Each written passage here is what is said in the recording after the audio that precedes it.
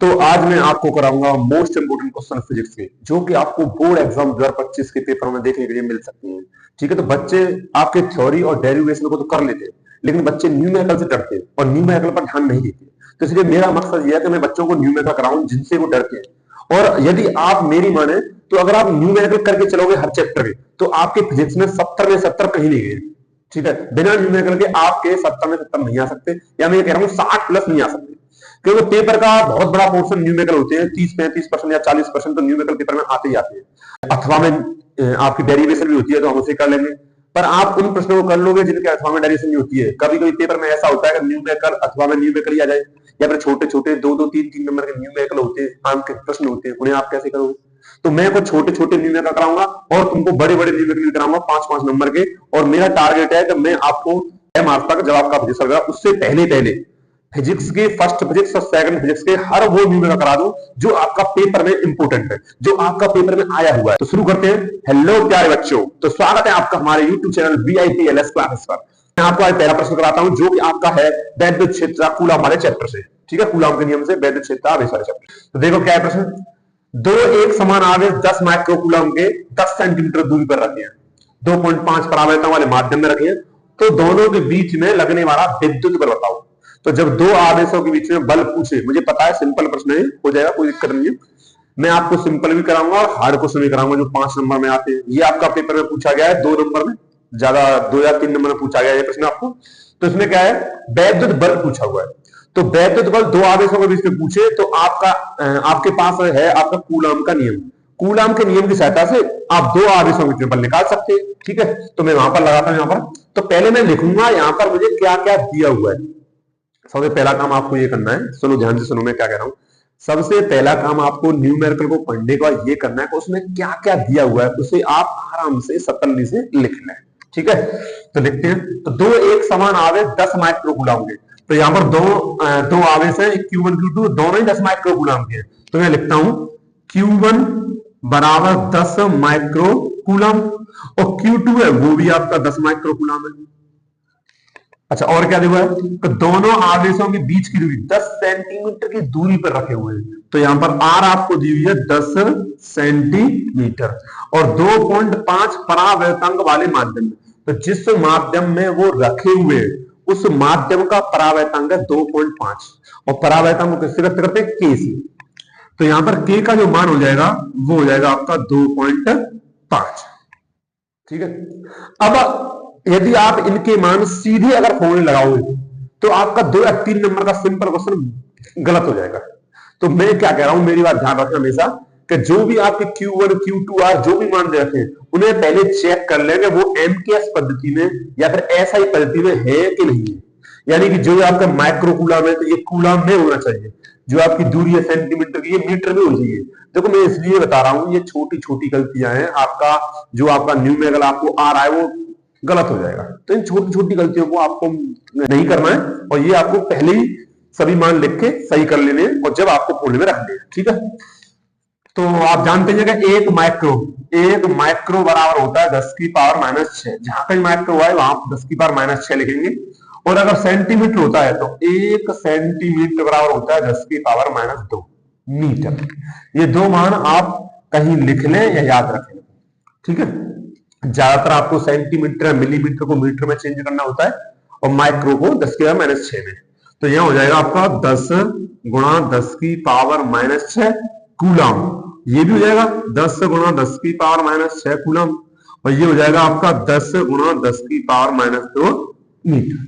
ये चेंज हो गया। ठीक है, अब अगर ऐसे और सोल्व करोगे इन सबको तो ये हो जाएगा आपका 10 की पावर -5 कूलम, ये भी हो जाएगा 10 की पावर -5 कूलम, और ये हो जाएगा 10 की पावर -1 मीटर। कैसे हो गया सर? तो यहां पर 10 की पावर 1 है, यहां भी 10 की पावर 1 है, और यहां भी 10 की पावर 1 है। तो 10 के -6 में से 1 पावर गया -5, और यहाँ 2 -1 देगा। ठीक है, ओके। अच्छा, अब ओके का मान 2.5 एकदम ठीक है। अब मैं फॉर्मूला लगाता हूँ और मान रखता हूँ। तो हमारे पास जो फॉर्मूला है वो आपका वैद्युत बल निकालने का फॉर्मूला है F बराबर, ठीक, F बराबर वैद्युत बल पूछा हुआ है, तो F बराबर कूलम के नियम के अनुसार F बराबर 1/4 pi epsilon K, epsilon K, ठीक है, into Q1 Q2 upon R square, ये फॉर्मूला है। आप सबको याद होगा, ठीक है, क्योंकि आपने सभी ने इसी को ज्यादा पढ़ा है और पढ़ाई नहीं है और किसी को ध्यान नहीं देते आप। तो 1/4πε0 इसका मान होता है आपका 9 गुणा 10 की पावर 9 अपॉन K का मान आपको दिया हुआ है 2.5 गुणा Q1 का मान है 10 की पावर -5, Q2 का मान है 10 की पावर -5 और बट्टे R कितना है 10 की पावर -1 और 10 की पावर -1 का स्क्वायर, ठीक है। F बराबर, अब जब घात के ऊपर स्क्वायर होता है तो मल्टीप्लाई हो जाता है, तो यहां पर ऐसे करते हैं हम 9 गुणा 10 की पावर 9 और गुणा 10 की पावर -5 माइनस के 10 बट्टे 2.5 गुणा 10 की पावर -2, ठीक है।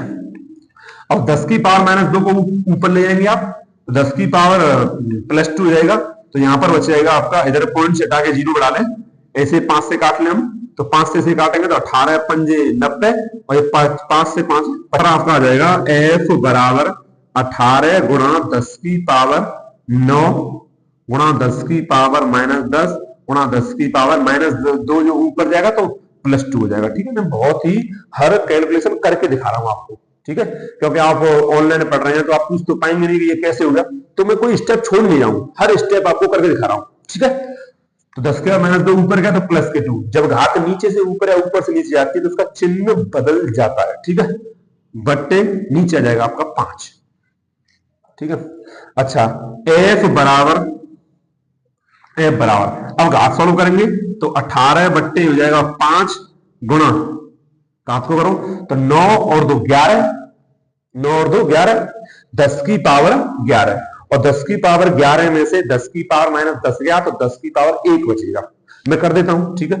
10 की पावर 9 और 2 11 गुणा 10 की पावर -10 बराबर ये हो जाएगा 18 गुणा 10 की पावर 11 में 10 गया तो 1, 10 की पावर 1 यानी 10, ठीक है, से 1 को मैं हटा देता हूं बट्टे 5 हो गया, 5 से 10 कट गया आपका 2 बार और 18 दूनी 36, तो हमारा आंसर आया 36 न्यूटन। पीछे न्यूटन लिखना पड़ेगा आपको क्योंकि आप निकाल रहे हैं वैद्युत बल, और वैद्युत बल जिसका मात्रक होता है, कोई भी बल हो, वैद्युत बल हो, गुरुत्वाकर्षण बल हो, सबका मात्रक न्यूटन होता है, ठीक है ना। तो इस प्रकार मैंने ये पहला प्रश्न कराया जो कि आपका पहले चैप्टर से कूलॉम के नियम पर आधारित है।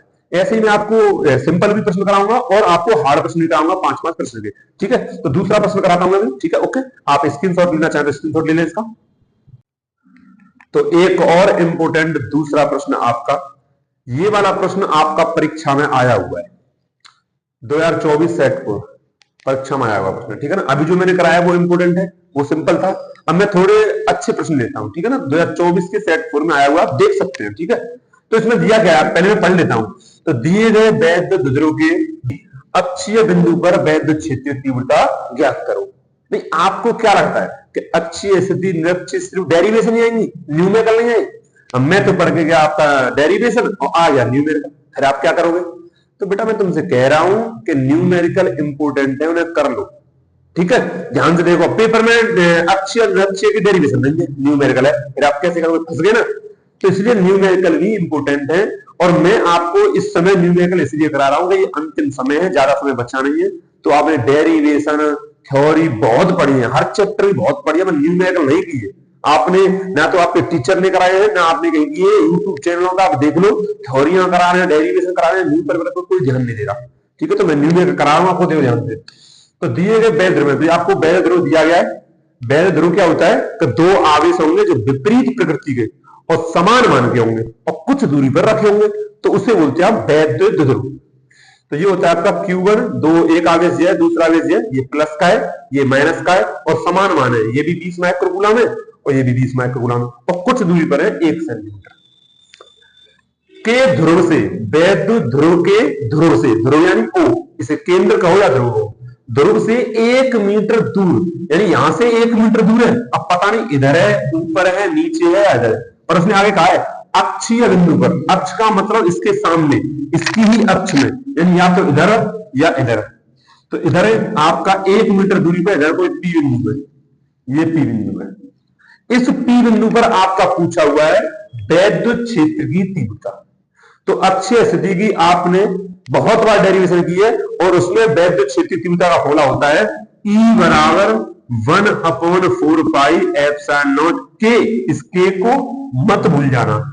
क्यू, सॉरी क्यू नहीं है, 2p/r क्यू। तो ये आपकी अच्छी स्थिति की वैद्युत क्षेत्र तीव्रता का फॉर्मूला है। तो आप इसे लगाओगे आप फॉर्मूले को और मान रखे आपकी ई निकल आएगी। तो हमने दिया क्या क्या है, एक तो आर दी हुई है। आर क्या है, आर है वैद्युत ध्रुव के केंद्र से या ध्रुव से उस बिंदु की दूरी जिस पर हमें वैद्युत क्षेत्र की तीव्रता निकालनी है, और ये हमारे पास है आर बराबर कितनी दूरी है, 1 मीटर दूर। तो यहां पर हमें आर मिल गया है, आर बराबर 1 मीटर। ठीक, मैंने नोट कर लिया, थोड़ा मैं इधर लिख देता हूं, आर बराबर 1 मीटर। अच्छा, और मुझे क्या चाहिए, पी चाहिए। पी यानी वैद्युत ध्रुव का आघूर्ण पी चाहिए, और वैद्युत ध्रुव का आघूर्ण आपने पी पढ़ा हुआ है, पी बराबर क्यू इंटू 2l। तो उस फॉर्मूले को लगा के मैं पहले पी निकालूंगा, और पी और आर के मान निकाल के इसमें रख के ई निकाल लूंगा। बस ऐसे ही करना है। देखो कैसे करते हैं हम, कैलकुलेशन देखो समझ। तो पी निकालेंगे पहले, तो पी बराबर होता है क्यू इंटू 2l। तो P बराबर Q, Q यानी इन दोनों में से किसी एक आवेश को। तो मैंने ले लिया 20 माइक्रो, अभी बताया था मैंने, माइक्रो यानी 10 की पावर माइनस 6। तो Q की जो हो जाएगा 20 गुणा 10 की पावर माइनस 6 2l। अब यहां बच्चे गलती क्या करते हैं, यहां बच्चे गलती करते हैं कि 2l को ये समझते हैं वो कि 2 यहां पर एक संख्या है और l बीच की दूरी है, और तभी गलती जाएगी। मैं क्या कह रहा हूं, मेरी बात ध्यान से सुनो। 2l दोनों आवेशों के बीच की दूरी का ही नाम है 2l, यानी यहां पर 2l का पूरा का मान है ए से लेके बी तक की दूरी 1 सेंटीमीटर। तो 1 सेंटीमीटर, और सेंटीमीटर का भी मैंने क्या बताया था, 10 की पावर माइनस 2। तो 1 गुणा 10 की पावर माइनस 2, ये मीटर में चेंज हो गई। अब इसे सोल्व कर लो। तो P बराबर हो जाएगा 20 गुणा 10 की पावर माइनस 6 माइनस 2 माइनस 8, और कूलाम मीटर इसका मात्रक है। तो मेरे पास P भी है और R भी है, दोनों मान उठा के इसमें रखो, आंसर आपके सामने होगा। तो E बराबर 1/4 पाई एप्सिलॉन नॉट 9 गुणा 10 की पावर 9 बट्टे के। अरे सर के का मान कहां है, समझो। जब कभी आपको ना बोले कि आवेश किस माध्यम में रखिए, तो आपको माध्यम हवा में मानिए। तो यहां पर मैं मान के चलूंगा कि दोनों आवेश यानी वैद्युत आपका हवा के माध्यम में रखा है, और हवा के माध्यम के लिए के का मान 1 होता है। तो यहां पर के का मान लिख देता हूं मैं, के का मान 1 है। और अगर आप यहां के की जगह पर अगर 1 लिखोगे तो 1 का नीचे से कुछ फर्क पड़ेगा नहीं, मल्टीप्लाई 2 गुणा पी का मान कितना है 20 गुणा 10 की पावर माइनस 8 बट्टे आर, आराम से आर 1 मीटर, और आर का क्यू 1 का क्यू 1, तो यहां पर हो जाएगा 1। अब देखो मीटर में इसलिए मैंने चेंज नहीं किया, यहां पर ये पहले सेंटीमीटर में थी, यहां पर सेंटीमीटर में थी, तब मैंने ये मीटर में चेंज की। ये यहां पर कूलाम मीटर, इसका मात्रक होता है coulomb metre, coulomb dash metre, ठीक है, उससे कोई दिक्कत नहीं। अब यहां से कैलकुलेशन करते हैं। तो E बराबर 9 दूनी 18, 18 दूनी 36, तो 360 गुणा 10 की पावर 9 8, मैं लिख देता हूं, कोई दिक्कत नहीं, आराम से कर लेगा, हर स्टेप को बताऊंगा मैं आपको। 10 की पावर 9 गुणा 10 की पावर माइनस 8। ई बराबर, अगर आपको लगता है कि मैं बहुत धीरे पढ़ा रहा हूं तो आप मेरी वीडियो 1.25 या 1.5 पर देख सकते हैं, ठीक है। तो ई बराबर 360 गुणा 10 की पावर 9 से 10 के 8, 10 की पावर 1 यानी 10। तो ये हो जाएगा आपका ई बराबर 3600। लेकिन ऐसे नहीं लिखना है आपको, ये मैथ नहीं, ये फिजिक्स है, ये भौतिक विज्ञान है, और फिजिक्स में हम मान को 0 को 10 की पावर में लिखते हैं। तो इसमें आपको कहीं दशमलव नहीं दिख रहा है, तो आप दशमलव संख्या के पीछे मानेंगे, तो यहां पर आपका दशमलव है। अब मैं दशमलव को हमेशा लिखता हूं एक संख्या के बाद, पहली संख्या के बाद। तो मैं पॉइंट को यहां से उठा के यहां यहां, तो मैंने कितनी संख्या पार की, 1 2 3, तो 1 2 3 संख्या बाद में आगे पॉइंट को ले गया। तो मैं ऐसे लिखूंगा E बराबर 3.6 गुणा 10 की पावर 3।